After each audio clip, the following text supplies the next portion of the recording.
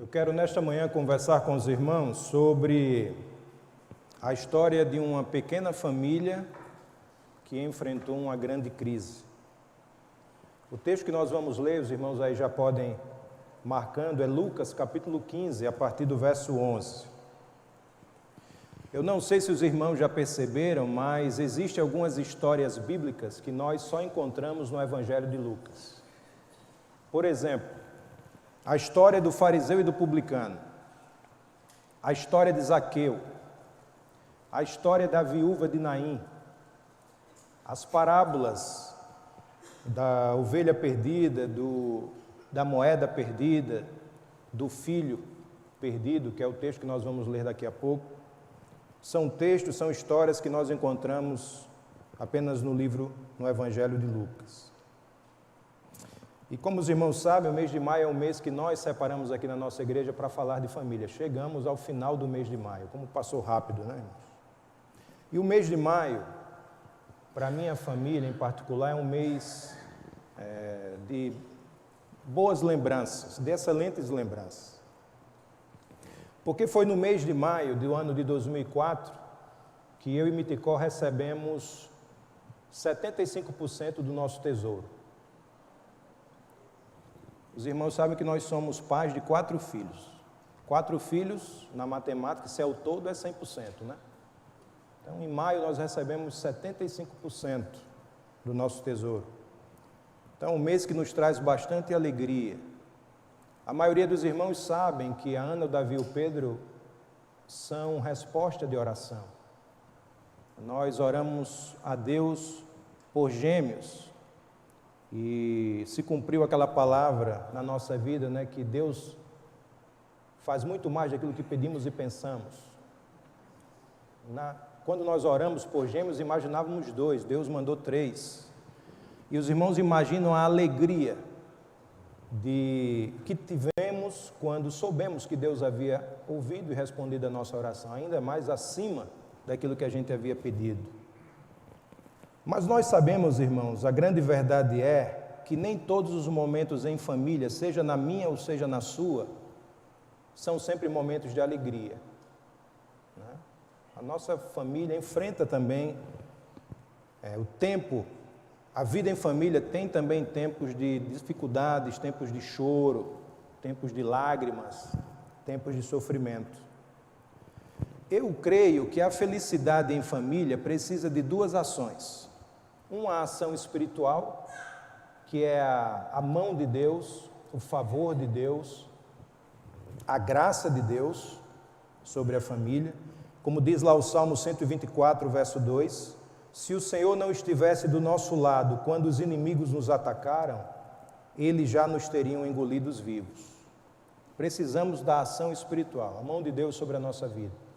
Mas nós também precisamos da ação natural, que é aquilo que eu e você precisamos e devemos fazer para que as coisas deem certo. Para tanto, eu quero destacar algumas verdades que nós encontramos neste texto que nós vamos ler agora, Evangelho de Lucas, capítulo 15, a partir do verso 11, um texto bastante conhecido nosso, a parábola do filho pródigo. Jesus continuou: um homem tinha 2 filhos. O mais novo disse ao seu pai: Pai, quero a minha parte da herança. Assim ele repartiu sua propriedade entre eles. Não muito tempo depois, o filho mais novo reuniu tudo o que tinha e foi para uma região distante.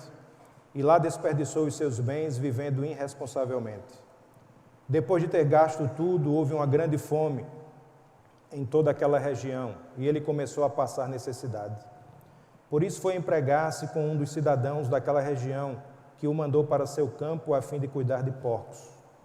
Ele desejava encher o estômago com as vagens de alfarrobeira que os porcos comiam, mas ninguém lhe dava nada. Caindo em si, ele disse: quantos empregados de meu pai têm comida de sobra, e eu aqui morrendo de fome? Eu me porei a caminho e voltarei para meu pai, e lhe direi: Pai, pequei contra o céu e contra ti. Não sou mais digno de ser chamado teu filho, trata-me como um dos teus empregados. A seguir levantou-se e foi para seu pai. Estando ainda longe, seu pai o viu e, cheio de compaixão, correu para seu filho e o abraçou e beijou. O filho lhe disse: Pai, pequei contra o céu e contra ti. Não sou mais digno de ser chamado teu filho. Mas o pai disse a seus servos: Depressa, tragam a melhor roupa e vistam nele. Coloquem um anel em seu dedo e calçados em seus pés. Tragam um novilho gordo e matem-no. Vamos fazer uma festa e alegrar-nos. Pois este meu filho estava morto e voltou à vida, estava perdido e foi achado. E começaram a festejar o seu regresso. Enquanto isso, o filho mais velho estava no campo. Quando se aproximou da casa, ouviu a música e a dança. Então chamou um dos servos e perguntou-lhe o que estava acontecendo. Este lhe respondeu: seu irmão voltou e seu pai matou o novilho gordo, porque o recebeu de volta são e salvo. O filho mais velho encheu-se de ira e não quis entrar. Então seu pai saiu e insistiu com ele. Mas ele respondeu ao seu pai: olha, todos esses anos tenho trabalhado como um escravo a teu serviço e nunca desobedeci às tuas ordens. Mas tu nunca me deste nem um cabrito para eu festejar com os meus amigos. Mas quando volta para casa este teu filho, que esbanjou os teus bens com as prostitutas, matas o novilho gordo para ele. Disse o pai: meu filho, você está sempre comigo, e tudo que tenho é seu. Mas nós tínhamos que celebrar a volta deste seu irmão e alegrar-nos, porque ele estava morto e voltou à vida, estava perdido e foi achado. Alguns dizem que o Evangelho de Lucas, principalmente o capítulo 15, é o setor de achados e perdidos da Bíblia. Porque é neste capítulo que nós temos as 3 parábolas, como eu já citei. A ovelha perdida, a moeda perdida e o filho perdido. É um capítulo interessante da Bíblia. Mas, obviamente, o objetivo principal deste conjunto de histórias é revelar o ousado e insistente amor de Deus para com a raça humana. Não há uma só pessoa que esteja fora do radar de Deus. Não há uma só família que não esteja na mira do incansável e invencível amor de Deus. Mas quando olhamos para este texto da parábola do filho pródigo, nós percebemos algumas realidades naquele contexto familiar que talvez estejam presentes na nossa família. E por conta dessa presença, provavelmente, estejam minando a qualidade de vida e a qualidade da saúde que a nossa família poderia ter. É possível que algumas destas realidades que são retratadas no texto sejam realidades do nosso cotidiano familiar. E se isso for verdade, irmãos, é importante que entendamos que estas coisas têm a capacidade de intoxicar, de transformar os nossos relacionamentos familiares em ambientes insuportáveis. A primeira coisa, primeira realidade que nós encontramos no texto, que faz parte daquele contexto familiar e que talvez faça parte da nossa família, é a indiferença. A história começa falando sobre um pai que tinha 2 filhos e que um dia o filho mais moço chegou para o pai e disse: pai, me dá a parte que me cabe por herança. Nós sabemos que naquele tempo não existia a ideia de partilha de bens em vida, como tem hoje, Na verdade, o que aquele filho estava falando dentro de uma leitura cultural era o seguinte: olha, pai, o Senhor está vendendo saúde, está aí forte como um touro. Eu não sei nem se eu estarei vivo quando o Senhor morrer. Quem sabe o Senhor vai viver mais do que eu. Então eu gostaria de começar a usufruir hoje aquilo que eu só desfrutaria após a sua morte. Os irmãos conseguem perceber a frieza do pedido deste filho? Ele em momento algum se importou como aquele pedido chegaria aos ouvidos do pai. Ele em momento algum se importou como o pai receberia aquela palavra. O que ele queria, irmãos, era viver a vida, ser livre, ser feliz, sumir. E quantas famílias nos nossos dias não estão agindo assim, desta mesma forma? Você já deve ter ouvido alguém dizer: eu tenho o direito de ser feliz. Tenho o direito de ser feliz. E sempre que eu ouço alguém falando isso, na grande maioria dos casos, a pessoa que está valendo do seu direito de ser feliz, mas de alguma forma está fazendo alguém infeliz. Eu tenho o direito de ser feliz. Nós, por vezes, nos tornamos indiferentes. Se a minha palavra vai machucar o meu cônjuge ou o meu filho, fazer o quê? Se a minha palavra vai ferir o coração do pai, se a minha palavra vai causar alguma destruição familiar, fazer o quê? Eu quero é ser feliz.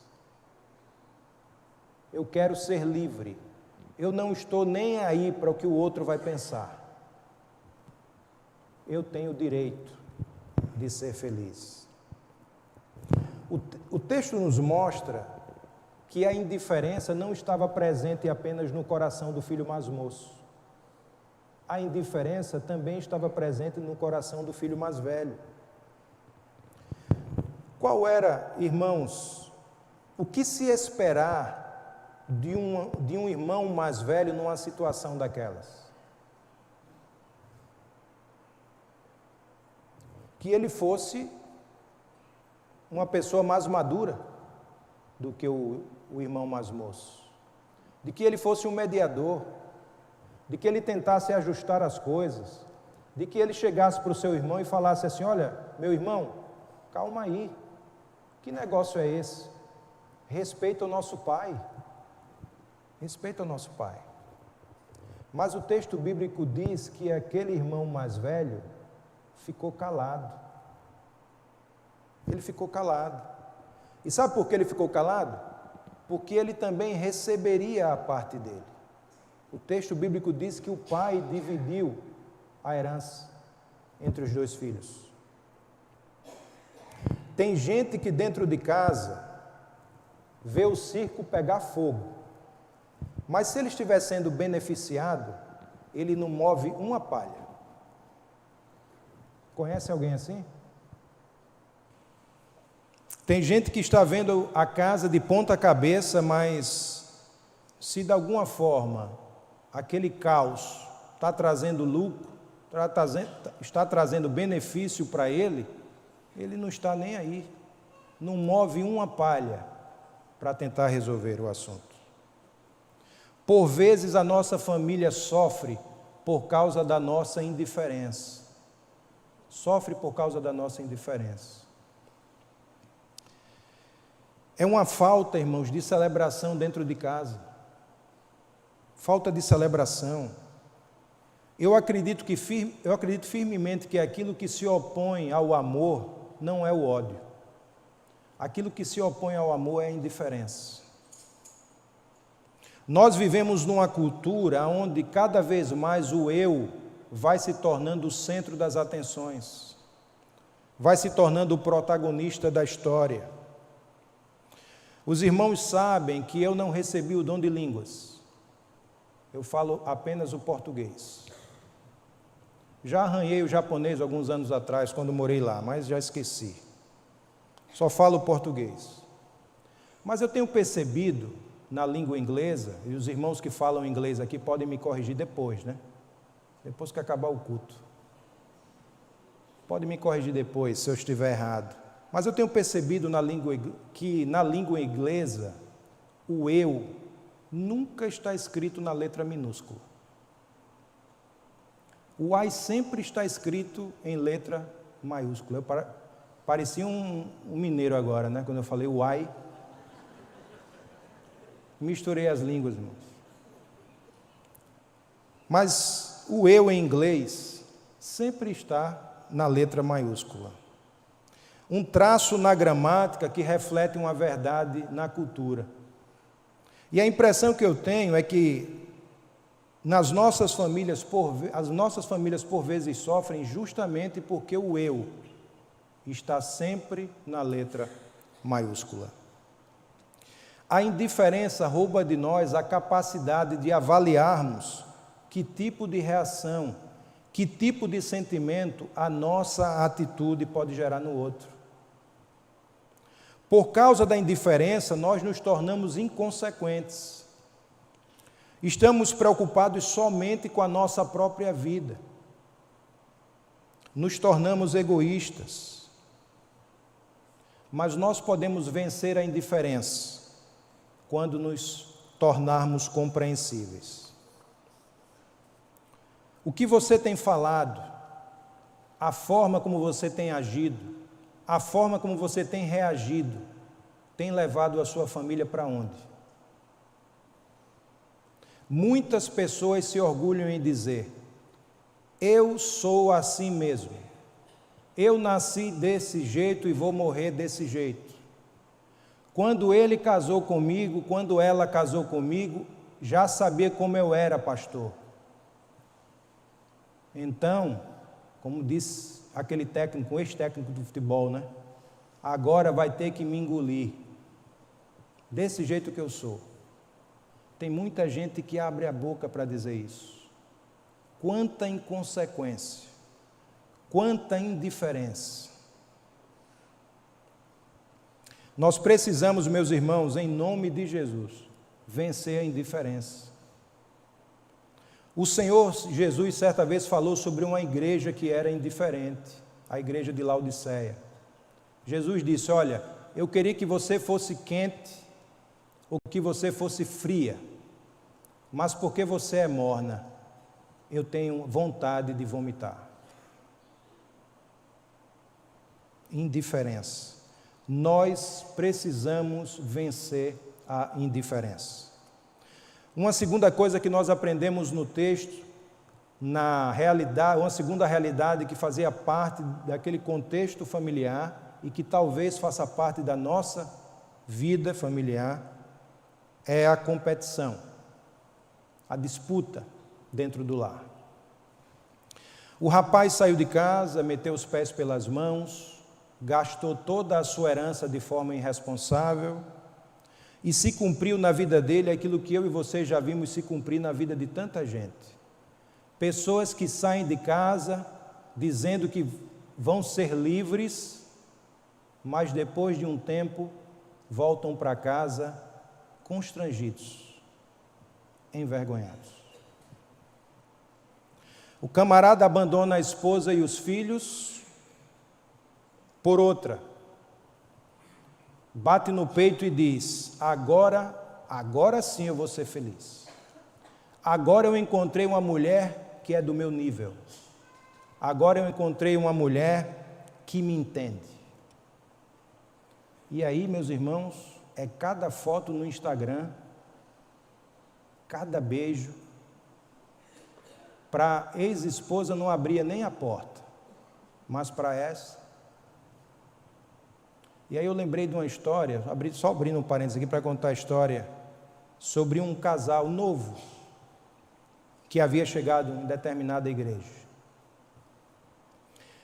E sempre que ele chegava na igreja com a sua esposa, ele estacionava o carro, descia, ia lá do outro lado, abria a porta do carro para a esposa descer.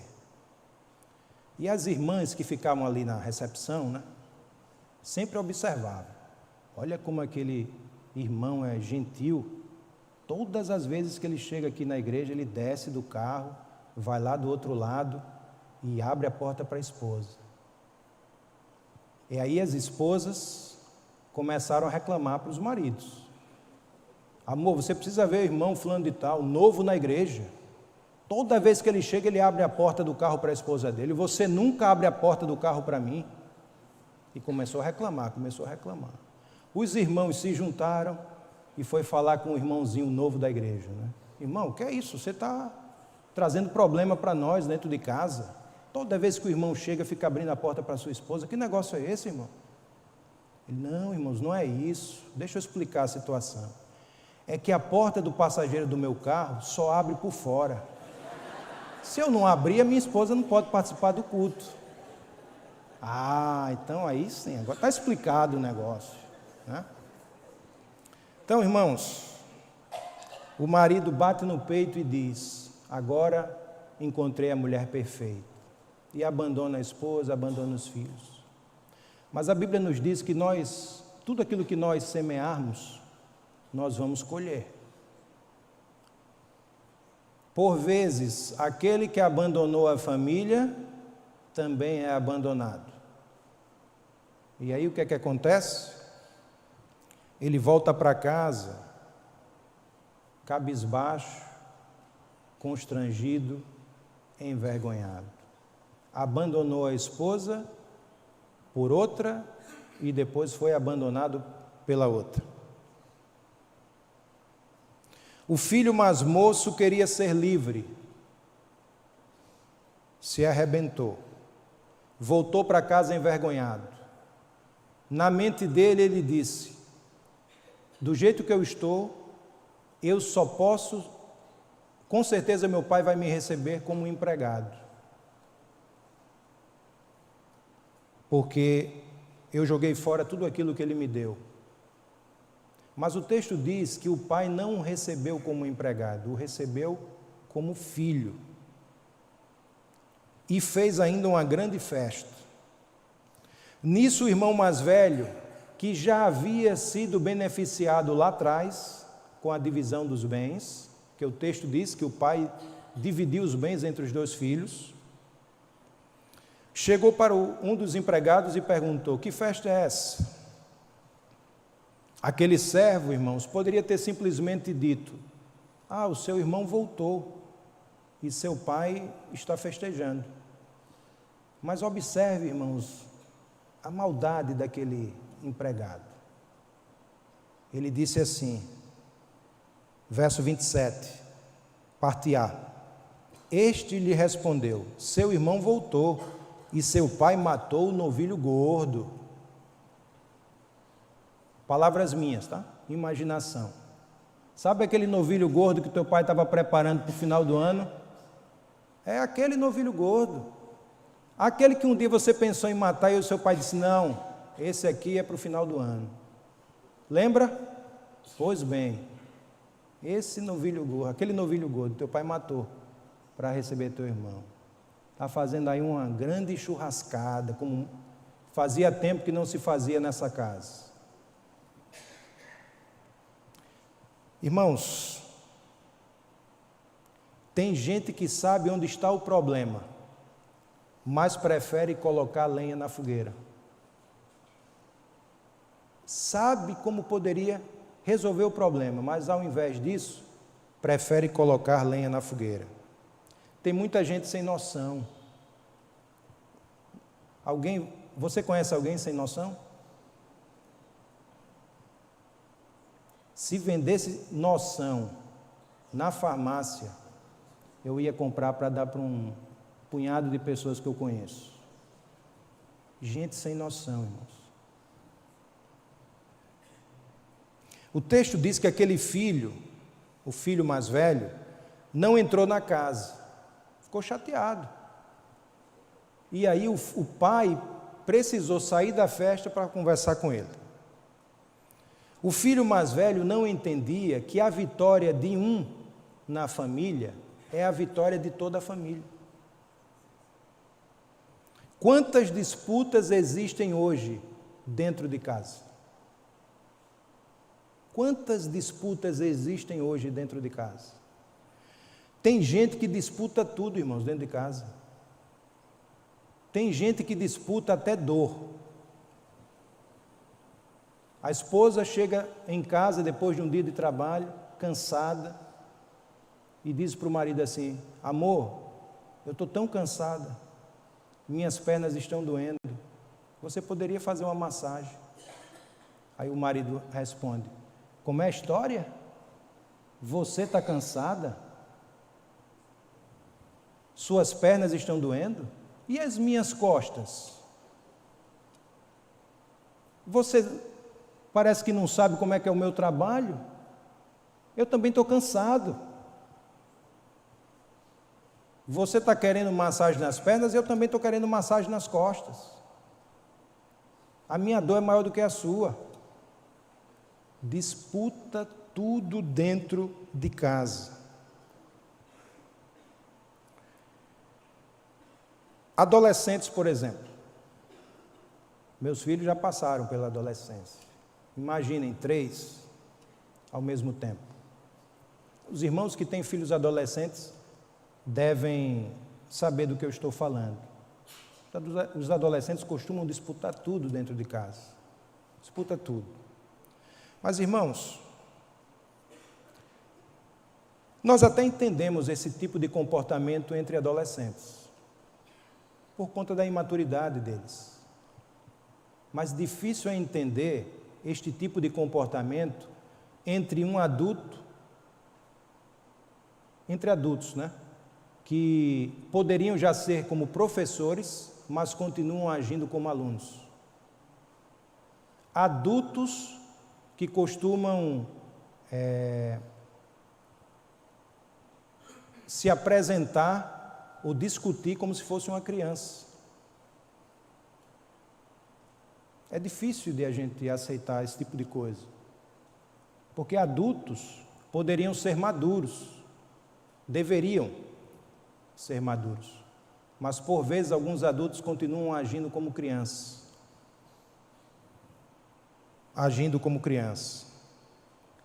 A Bíblia nos traz alguns desafios interessantes, e um deles é aquele que está em Romanos capítulo 12, verso 15, que diz que nós devemos nos alegrar com aqueles que se alegram e chorar com aqueles que choram. E eu descobri na minha experiência pessoal que é mais fácil nós chorarmos com os que choram do que se alegrar com os que se alegram. Principalmente quando o motivo da vitória do outro é aquilo que nós almejamos, é aquilo que nós queremos, é aquilo que nós sonhamos, mas que ainda está tão distante de nós. Quantas vezes dentro de casa, quantas vezes no seio familiar, não há celebração. Não são poucos os casos, irmãos, em que filhos perderam a alegria de compartilhar suas vitórias com os pais. Perderam a coragem de abrir o coração e falar das suas derrotas, porque não veem os pais como companheiros da jornada. Não veem os pais como companheiros da jornada. Mas tem aquela mesma visão do paralítico do tanque de Betesda, que disse para o Senhor Jesus: olha, Senhor, quando eu quero chegar lá, outro já chegou na minha frente. Ou seja, somos como que concorrentes de uma mesma bênção. Somos como que concorrentes de uma mesma bênção. Por vezes o nosso problema é que achamos que ou é um ou é outro. Achamos que a vitória do outro, na verdade, sublinha a nossa derrota ou o nosso fracasso. Mas isso não é verdade, irmãos. Isso não é verdade. Nós precisamos pedir ao Senhor para sondar os nossos corações e nos ajudar. Pedir que a graça de Deus nos ajude para que possamos abandonar a competição e as disputas dentro do nosso lar.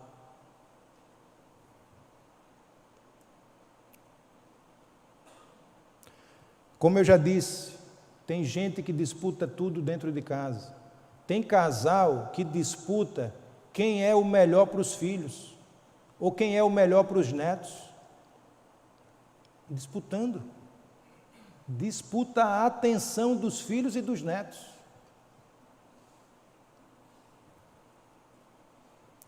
Pessoas que têm enxergado o outro dentro de casa como um inimigo, como um rival. Não foi assim o problema na casa de Adão e Eva, com Caim e Abel? 2 irmãos. Caim, ao invés de se alegrar quando Deus aceitou a oferta de Abel, O que é que ele fez? Caim, ao observar o que o seu irmão tinha feito e pensar, olha, eu vou fazer igual o meu irmão, ou quem sabe eu vou até melhorar o padrão, para que Deus também receba. O que é que Caim fez? O que é que Caim preferiu fazer? Se livrar do seu irmão, porque ele achava que o irmão dele era o seu rival, era o seu inimigo. Nós, meus irmãos, precisamos voltar a nos alegrar com aqueles que se alegram. Precisamos exercitar isso na nossa vida, para que haja felicidade no nosso seio familiar. E uma terceira coisa que nós aprendemos no texto, uma terceira realidade presente naquele contexto familiar, que pode ser que seja presente na sua família. Olha o que o filho mais velho disse para o pai, nos versos 29 a 31. Todos esses anos tenho trabalhado como um escravo ao teu serviço e nunca desobedeci às tuas ordens. Mas tu nunca me deste nem um cabrito para eu festejar com os meus amigos. Mas quando volta para casa esse seu filho, que esbanjou os teus bens com as prostitutas, matas o novilho gordo para ele. Disse o pai, meu filho, você sempre está comigo. Tudo o que tenho é seu. Irmãos, existem duas formas de avaliarmos a nossa vida em família. Nós podemos avaliar a nossa vida em família pelo olhar da abundância ou pelo olhar da escassez. O seu casamento, o seu relacionamento com os seus pais, o seu relacionamento com os seus filhos, o seu relacionamento com os seus sogros, o seu relacionamento com os seus familiares mais distantes, podem ser avaliados ou pelo olhar da abundância ou pelo olhar da escassez. Qual o casamento que não falta alguma coisa? Sejamos sinceros. Qual o casamento que não falta alguma coisa? Qual o cônjuge que não poderia melhorar um pouco? Qual o cônjuge que não poderia melhorar mais um pouco? Qual o relacionamento entre irmãos que não precisava de alguma coisa a mais? Porque se estiver tudo bem, irmão, já pode partir para a eternidade. Pode partir para a eternidade. Porque é só lá na eternidade que vai ser tudo de bom. Enquanto estivermos deste lado de cá, sempre vai haver alguma coisa a melhorar. Mas o nosso adversário, o diabo, desde o jardim do Éden, trabalha desviando o nosso olhar, fazendo-nos notar mais naquilo que falta do que naquilo que nós já temos. Você já percebeu isso? Não foi assim lá no jardim do Éden? A serpente chegou para o primeiro casal e disse, é verdade que vocês não podem comer de nenhuma das árvores? E o casal disse, não, nós podemos comer de todas as árvores, menos daquela. Menos daquela. Nós não sabemos quantas árvores existiam no jardim do Éden, mas é bem provável que havia grande abundância, muita fartura. Mas o diabo conseguiu que o olhar daquele primeiro casal ficasse focado justamente naquilo que faltava. Eu conheço pessoas que estão jogando fora a sua própria família, justamente porque estão olhando com o olhar da escassez. Ah, meu marido falta muita coisa para ele. A minha esposa também precisa mudar em muita coisa. Os meus filhos, o que dizer dos meus filhos? Precisa melhorar muito. Estão olhando para o seu relacionamento familiar com um olhar de escassez. Enquanto você estiver focado naquilo que falta, você nunca conseguirá celebrar aquilo que você já tem, ou aquilo que Deus já te deu. Enquanto você estiver olhando com o olhar da escassez, não haverá celebração em família. Nós precisamos olhar, irmãos, com o olhar de abundância. Não foi assim que Jesus fez na multiplicação de pães e peixes? Quando os discípulos chegaram para Jesus e disseram: Senhor, nós temos apenas 5 pães e 2 peixes, mas o que é isto diante desta grande multidão? Olhar de escassez. Jesus disse: tragam aqui. Jesus orou e agradeceu ao Pai. Olhar de abundância. Senhor, é isso que eu tenho? Pois eu te agradeço por isto. Eu me alegro por aquilo que o Senhor já me deu, e não por aquilo que eu ainda vou ganhar.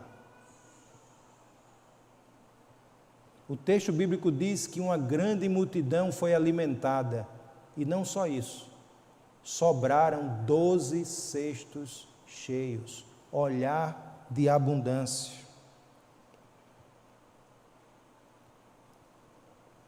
O que me chama a atenção nesta história é que a palavra do Pai, a presença do Pai, o coração do Pai, foi que colocou as coisas nos seus devidos lugares. Foi o Pai que pegou o filho que se considerava um empregado e o restituiu como filho. Ao pedir para os empregados colocarem nele sandálias nos pés e um anel no dedo, aquilo, irmãos, era representação de um filho. Só o filho andava calçado e tinha um anel no dedo. Os empregados andavam descalços. Foi o pai que restituiu o filho na sua posição, quando ele achava que era apenas um empregado. Foi a palavra do pai que disse ao filho que achava que nada tinha, que disse: tudo que é meu é teu. Foi a palavra do pai, ou foi o pai, que virou para o filho, que olhava para o seu irmão caído, com desprezo, e dizia: este teu filho, que disse: seu irmão. Seu irmão. Foi o coração do Pai, foi a palavra do Pai, foi a presença do Pai que curou as enfermidades, que mudou as realidades na vida daquela família. Foi a palavra do Pai. Nós sabemos, irmãos, que não existem famílias perfeitas. Não existem famílias perfeitas. As nossas famílias, enquanto estivermos deste lado da eternidade, enfrentarão lutas, problemas e sofrimentos. Não serão apenas momentos de alegria, mas enfrentaremos também momentos em que vamos chorar, que vamos derramar lágrimas. Mas como eu disse no começo, para que haja felicidade na família, precisa haver 2 ações. Uma ação espiritual, que é a mão de Deus, a ação de Deus, o favor de Deus, a graça de Deus sobre a família, mas a ação natural, que é aquilo que eu e você precisamos fazer e devemos fazer para que as coisas deem certo. Deus está pronto para restaurar a nossa família, nós precisamos fazer a nossa parte. E sabemos que não estamos sozinhos, porque a Bíblia diz que em Deus nós somos mais do que vencedores. Ainda que façamos a nossa parte, não a faremos sozinhos, porque Deus há de nos capacitar. Irmãos,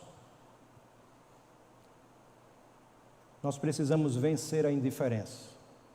Nós precisamos abandonar a competição e a disputa dentro do lar. E nós precisamos deixar de lado a insatisfação e começar a olhar com um olhar de abundância. Sermos gratos a Deus por aquilo que Ele já fez na nossa vida e na nossa família. Deus sabe o momento certo de enviar para nós a bênção dEle. Que Deus nos abençoe, que Deus nos fortaleça, que Deus nos ajude a nos mantermos firmes nesta jornada e a fazermos aquilo que precisamos fazer para que o nome dele seja glorificado na nossa vida, através da nossa vida e também através da nossa família. Amém.